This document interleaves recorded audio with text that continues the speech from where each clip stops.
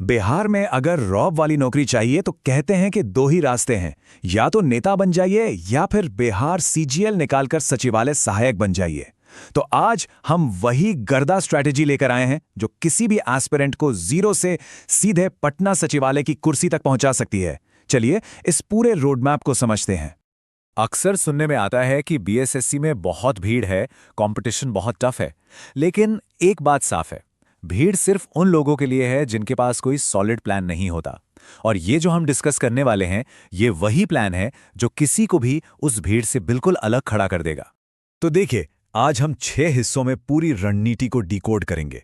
सबसे पहले समझेंगे कि सचिवालय की नौकरी का असल रॉब क्या है। फिर सिलेक्शन तक पहुंचने का सीधा रास्ता क्या है।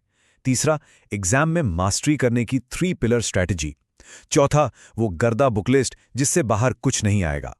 पांचवा, आखिरी खेल में जीत कैसे हासिल करनी है। और छठा, अगले 6 महीने का मिशन क्या होना चाहिए। तो चलिए पहले हिस्से से शुरू करते हैं। देखिए, कोई भी बड़ी लड़ाई लड़ने से पहले ये पता होना चाहिए कि लड़ना क्यों है। आखिर इस सचिवालय सहायक की नौकरी में ऐसा क्या खास है, इसका असली रॉब क्या है। तो ये जो पोस्ट है सचिवालय सहायक यानी एएसओ, इसे बिहार का मिनी आईएएस भी कहा जाता है। अब इसी बात से अंदाजा लगाया जा सकता है कि इस पोस्ट की पावर और प्रेस्टीज किस लेवल की होगी। अब बात करते हैं पैसे की। ये लेवल 7 की जॉब है, जिसका सीधा सा मतलब है कि नौकरी लगते ही जो पहली इन हैंड सैलरी आएगी वो 70,000 रुपए से भी ज्यादा होगी। मतलब करियर की एक जबरदस्त शुरुआत। और शायद सबसे बड़ी बात, हफ्ते में सिर्फ 5 दिन काम और 2 दिन का पक्का आराम। सैटरडे संडे पूरी तरह से ऑफ। ऊपर से बिहार की राजधानी पटना में पोस्टिंग। ऐसी वीआईपी लाइफ और कहां मिलने वाली है। ठीक है, तो अब आते हैं दूसरे हिस्से पर। इस ड्रीम जॉब तक पहुंचने का रास्ता क्या है। चलिए देखते हैं सिलेक्शन प्रोसेस का वो सीधा और सिंपल रूट। प्रोसेस एकदम क्लियर है। पहला स्टेप है पीटी यानी प्रीलिम्स। इसमें 150 सवाल होंगे और यह सिर्फ क्वालिफाइंग है, मतलब इसे बस पास करना है। दूसरा और आखिरी पड़ाव है मेंस। यहां पेपर 2 के नंबर से ही मेरिट लिस्ट बनेगी।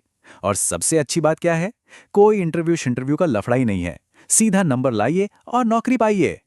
चलिए अब आते हैं असली खेल पर, मतलब इस एग्जाम के सिलेबस पर पकड़ कैसे बनाई जाए। इसे समझने के लिए हम 3 पिलर्स की एक स्ट्रेटजी पर बात करेंगे। जैसा कि स्क्रीन पर दिख रहा है, प्रीलिम्स में 3 बड़े सेक्शन हैं और तीनों का वेटेज एकदम बराबर। रीजनिंग से 50 सवाल, मैथ्स और साइंस मिलाकर 50 सवाल और जीके जीएस से भी 50 सवाल। मतलब साफ है, किसी भी एक सेक्शन को हल्के में नहीं लिया जा सकता। हमारा पहला पिलर है रीजनिंग। सच पूछे तो यही सिलेक्शन डिसाइडर है। अगर इसमें 45 से ज्यादा स्कोर नहीं बन रहा तो समझिए कि रेस में पीछे रह गए। और इसका एक ही मंत्र है, रोजाना प्रैक्टिस। दूसरा पिलर है मैथ्स और साइंस। मैथ्स में अरिथमेटिक यानी अंक गणित पर मजबूत पकड़ बनानी होगी। और रही बात साइंस की, तो उसके लिए 10वीं क्लास तक की एनसीईआरटी की किताबें काफी हैं, बस उन्हें अच्छे से घोट लेना है। और हमारा तीसरा पिलर है जीके बाय जीएस।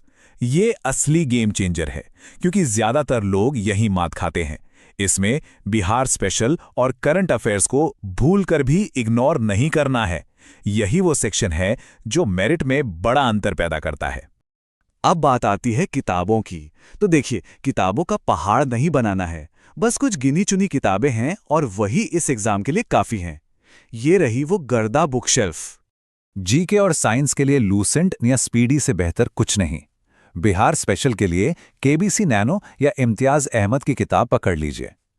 मैथ्स के लिए आरएस अग्रवाल या आदित्य रंजन सर के नोट्स काफी हैं। और रीजनिंग के लिए कोई भी एक अच्छी प्रैक्टिस बुक जैसे दीपक सर की उठा लीजिए। बस क्वालिटी पर फोकस करना है, क्वांटिटी पर नहीं। अच्छा, सिर्फ पढ़ लेना ही काफी नहीं होता। अब हम आते हैं तैयारी के सबसे जरूरी पड़ाव पर।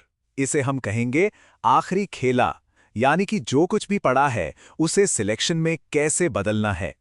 इस बात को एकदम गांठ बांध लीजिए। बिना प्रीवियस ईयर क्वेश्चंस यानी पीवाईक्यू सॉल्व किए एग्जाम में बैठना मतलब बिना हथियार के जंग में उतरना।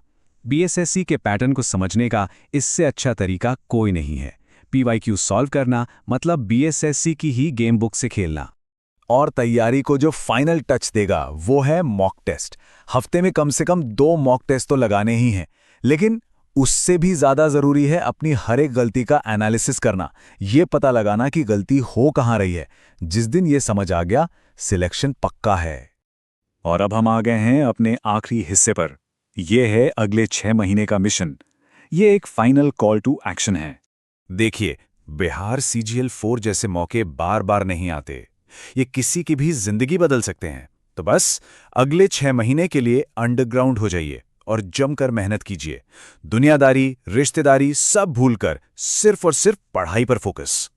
तो सवाल बस एक है, क्या इस मिशन के लिए तैयार हैं? अगर जवाब हाँ है तो इस लक्ष्य को अपना बना लीजिए और एक ही नारा याद रखिए,